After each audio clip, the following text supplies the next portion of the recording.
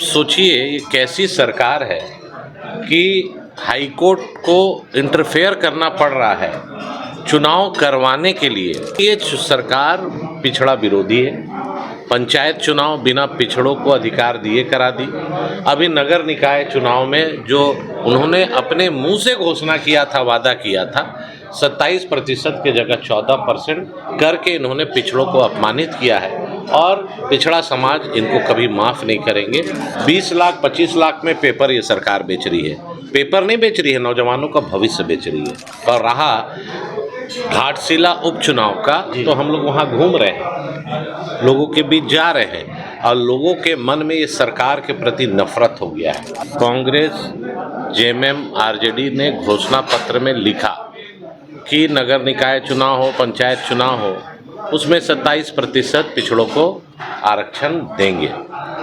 अब 2.5 साल 3 साल से नगर निकाय का चुनाव ये नहीं करा रहे, जान के नहीं करा रहे, इसलिए उनको पता है कि नगर निकाय का जब चुनाव होगा तो बीजेपी के कार्यकर्ता ही जीत के आएंगे। और हाईकोर्ट के आदेश पर, जब हाईकोर्ट ने डंडा लगाया, अभी आप देखे होंगे माननीय उच्च न्यायालय ने ये आदेश दिया कि 3 सप्ताह के अंदर नगर निकाय का चुनाव कराए।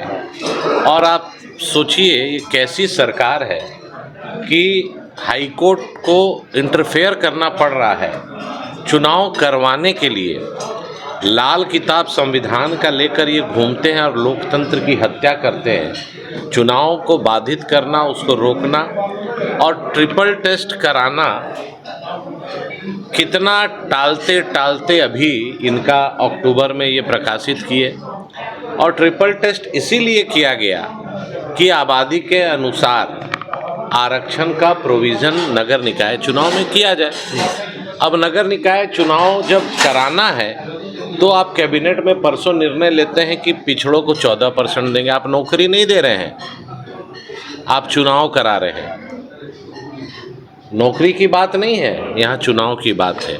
जो पिछड़ों को रिजर्वेशन मिलना चाहिए कि भाई 27% आपने कहा है, हमारी जो पिछड़ों की आबादी है 50% से ऊपर है, एसटी एससी की आबादी उनके पॉपुलेशन के अनुरूप है, तो ये सरकार पिछड़ा विरोधी है। पंचायत चुनाव बिना पिछड़ों को अधिकार दिए करा दी। अभी नगर निकाय चुनाव में जो उन्होंने अपने मुंह से घोषणा किया था, वादा किया था, 27% की जगह 14% करके इन्होंने पिछड़ों को अपमानित किया है और पिछड़ा समाज इनको कभी माफ़ नहीं करेंगे, आक्रोशित है।